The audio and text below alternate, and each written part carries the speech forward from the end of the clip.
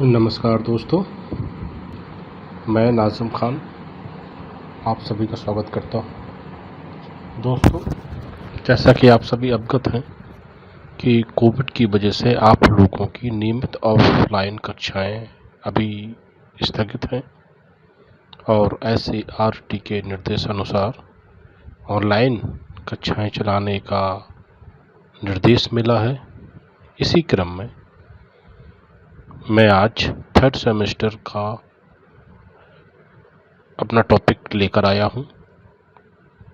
दोस्तों, सभी जानते हैं कि जब ऑफलाइन क्लासेस थी तो उसमें मैं यूनिट में जहांगीर तक कोर्स मैंने करा दिया था। वहाँ से आगे हम आज इस क्लास में देखेंगे। तो दोस्तों, जैसा कि आप सभी जानते हैं, GS के बहुत महत्वपूर्ण टॉपिक्स में से है ये। निश्चित रूप से काफ़ी क्वेश्चंस आपको यहाँ से मिलते हैं। तो आइए हम प्रारंभ करते हैं। जहांगीर की मृत्यु के बाद अगले जो मुगल बादशाह सिंहासन पर बैठे वो शाहजहां थे। शाहजहां 5वें मुगल बादशाह थे जो अपनी न्यायप्रियता और वैभव विलास के कारण अपने काल में बहुत प्रसिद्ध रहे। और हम सभी जानते हैं कि जो आगरा का ताजमहल बना हुआ है वो इन्हीं शाहजहां के कारण प्रसिद्ध है। इसके अलावा स्थापत्य कला से लेकर शासन कला और अपने वैभव और सुंदरता के कारण शाहजहां का काल मुगल बादशाहों में बहुत प्रसिद्ध रहा।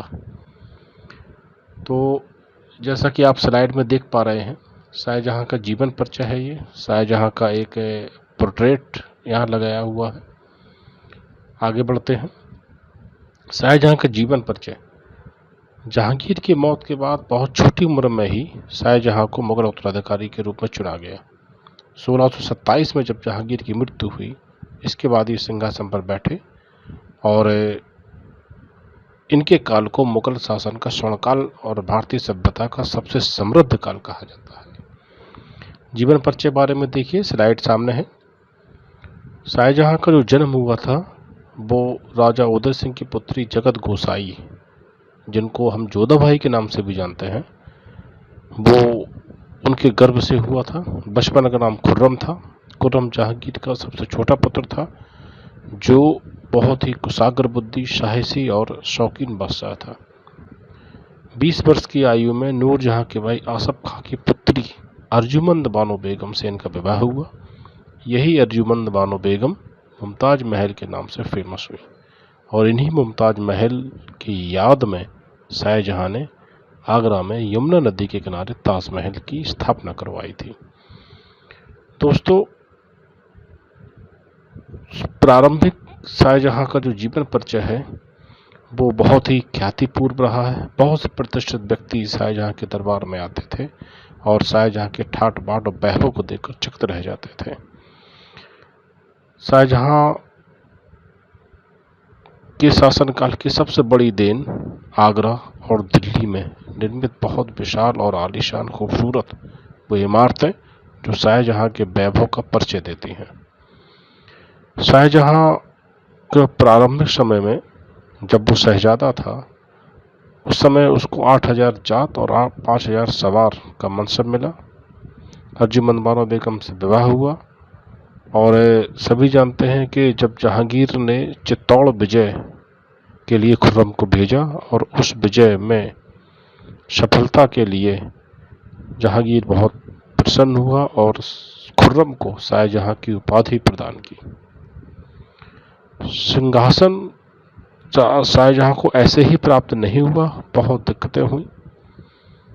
शाहजहां ने जब ये देखा कि नूरजहां का रुख उसके प्रति नरम नहीं है तो उसने विद्रोह किया अपने पिता के विरुद्ध, लेकिन विद्रोह असफल हुआ और कुछ समय बाद शाहजहां ने जहांगीर से माफ़ी मांग ली और जहांगीर ने शाहजहां को माफ़ कर दिया। शाहजहां ने अपने ससुर आसफ खां की सहायता से जहांगीर की मृत्यु के बाद सिंहासन प्राप्त किया था। शाहजहां का राज्याभिषेक 1628 में हुआ और अपने सबसे विश्वास पात्र आसफ खां को 7000 जात और 7000 सवार का पद प्रदान किया गया। महाबत खां को खानखाना की उपाधि दी गई और नूरजहां को 2 लाख की पेंशन देकर लाहौर जाने दिया गया, जहां 1645 में नूरजहां की मृत्यु हो गई। दोस्तों, ये सारी चीज़ें शाहजहां के बादशाह बनने से लेकर उसके राज्याभिषेक तक घटित हुई थी। अब जब शाहजहां सिंहासन पर बैठ गया तो उसने सबसे पहले अपने साम्राज्य विस्तार की ओर ध्यान दिया और उत्तर भारत में अधिकांश क्षेत्र जीते जा चुके थे, लेकिन दक्षिण भारत के कुछ इलाके इस समय बचे हुए थे। ठीक, विजयों के साथ साथ शाहजहां के समय में कुछ विद्रोह भी हुए जो बहुत मुश्किल भरे रहे शाहजहां की, लेकिन शाहजहां ने सारे विद्रोहों का बहुत कुशलतापूर्वक जवाब दिया। सबसे पहले बुंदेलखंड का विद्रोह 1628 से 1636 तक चला। पीर सिंह बुंदेला के पुत्र जुझार सिंह ने बहुत से टैक्सेस लगा रखे थे। शाहजहां ने उस टैक्सेस से एकत्र धन की जांच करवाने के लिए कहा, लेकिन उन्होंने मना कर दिया। 1628 में आक्रमण किया। 1629 में जुझार सिंह ने आत्मसमर्पण कर दिया और बाद में जुझार सिंह को माफ कर दिया गया। इसके अलावा आने वाले समय में चंपत राय, छत्रसाल जैसे और बुंदेलखंड के शासकों ने विद्रोह को जारी रखा और बुंदेलों के संघर्ष को कंटिन्यू किया। खाने जहां लोधी, जो एक अफगान सरदार था और शाहजहां के समय में मालवा का सूबेदार था, उसका भी विद्रोह बहुत महत्वपूर्ण माना जाता है, लेकिन शाहजहां ने बहुत जल्दी उसके विद्रोह को समाप्त कर दिया और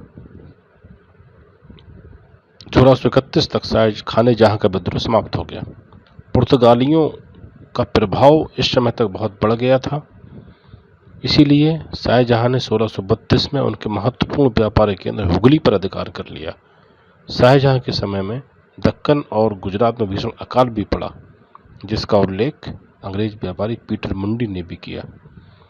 शाहजहां के शासनकाल में सिखों के छठवें गुरु हरगोबिंद थे और उनसे भी मुगलों का लगातार संघर्ष जारी रहा।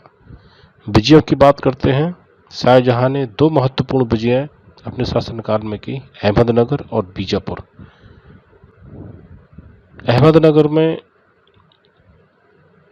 सभी जानते हैं कि इससे पहले अकबर ने भी वहां पर आक्रमण किया था, जहांगीर ने भी प्रयास किए, लेकिन दक्षिण भारत की भौगोलिक स्थितियां इतनी विकट थीं कि वहां पर मुगल बादशाहों को सफलता बहुत मुश्किल से ही मिलती थी। लेकिन फिर भी चूंकि साम्राज्य को एक सूत्र में बांधना था, इसलिए अहमदनगर पर आक्रमण किया गया 1633 में और मुगल साम्राज्य में इसको मुला लिया गया। गोलकुंडा पर आक्रमण किया गया और गोलकुंडा को परास्त करके इससे संधि कर ली गई। संधि की शर्तें स्लाइड में आप देख पा रहे हैं, सारी चीज़ें आप नोट कर लेना। बीजापुर के शासक अली आदिल शाह ने जब अधीनता स्वीकार नहीं की तो इनके ऊपर आक्रमण किया गया और 1636 में शाहजहां की शर्तों को उन्होंने स्वीकार करके संधि कर ली और इस तरह से दक्षिण भारत में अहमदनगर और बीजापुर के 2 राज्यों को अपनी अधीनता में लाकर शाहजहां ने बहुत महत्वपूर्ण विजय प्राप्त की। दक्षिण भारत का सूबेदार औरंगजेब को बनाया गया और उनसे ये कहा गया कि आप दक्षिण भारत में प्रशासनिक और वित्तीय व्यवस्थाएं अपने हिसाब से कर सकते हैं। शासनकाल के अंतिम दिनों में शाहजहां बीमार पड़ा। 1657 में इनको गंभीर बीमारियां हुई और शाहजहां ने बिस्तर पकड़ लिया। जैसे ही यह खबर शाहजहां के पुत्रों को हुई, जो कि 4 थे, दारा शको, औरंगजेब, शाह शुजा और मुराद, तो उनमें सिंहासन प्राप्त करने के लिए संघर्ष शुरू हुआ, जो उत्तराधिकार के युद्ध के नाम से इतिहास में प्रसिद्ध है और यह पहला ऐसा युद्ध मुगल काल में हुआ जो इससे पहले किसी भी शासक के समय में नहीं हुआ था। उत्तराधिकार का युद्ध आप स्लाइड में देख सकते हैं। 4 पुत्र थे और 3 पुत्रियां थीं, जहां आरा, रोशन आरा और गोहन आरा। सभी पुत्रियों ने अपने अपने भाइयों का साथ दिया। जहां आरा ने दारा का साथ दिया, रोशन आरा ने औरंगजेब का साथ दिया, गोहन आरा ने मुराद का समर्थन किया। शाहजहां के चारों पुत्रों में दारा शिकोह सबसे उदार, शिक्षित और सभ्य था। शाहजहां ने दारा को ही अपना उत्तराधिकारी घोषित किया और उसे शाह बुलंद इकबाल की उपाधि दी, लेकिन औरंगजेब बहुत महत्वाकांक्षी था और उसने दारा शिकोह को उत्तराधिकारी मानने से मना कर दिया। फलस्वरूप और दारा शिकोह और औरंगजेब के बीच उत्तराधिकार का युद्ध हुआ, जो कि 4 थे बारी बारी से। सबसे पहले बहादुरपुर में हुआ, उसके बाद धर्मट में हुआ, फिर इसके बाद शामूगढ़ में और अंतिम निर्णायक युद्ध खजुआ में हुआ। और इन सभी युद्धों में दारा शिकोह की हार हुई और हारने के बाद दारा शिकोह को बंदी बना लिया गया और उन पर देशद्रोह का आरोप लगाकर उनकी हत्या कर दी गई और औरंगजेब अगला मुगल बादशाह बने। शाहजहां जो कि बीमार थे, उनके समय में ही उत्तराधिकार का युद्ध हुआ। उन्होंने सब कुछ अपने हाथों आंखों से देखा और 8 वर्ष तक वो बड़े ही दुख और मानसिक क्लेश में रहे। उस समय उनकी पुत्री जहां आरा बेगम उनकी सेवा के लिए थी। 1666 में शाहजहां का देहांत हुआ और उन्हें ताजमहल में ही उनकी पत्नी मुमताज महल के बगल में दफना दिया गया। तो ये इस तरह से दोस्तों आपने देखा कि शाहजहां जो भी बहुत वैभवशाली और ऐश्वर्य से बादशाह रहे, जिनका अंतिम समय ऐसे दुख और क्लेश में व्यतीत हुआ। शाहजहां के जीवन परिचय उनके एक करीबी मित्र और सरकारी इतिहासकार अब्दुल हमीद लाहौरी ने लिखा, जो बादशाह नामा के नाम से फेमस है।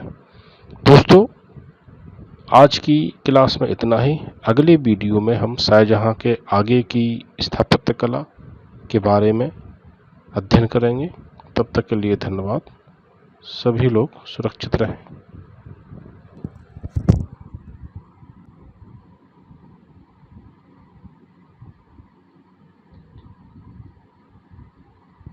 बंद हो गया था वो।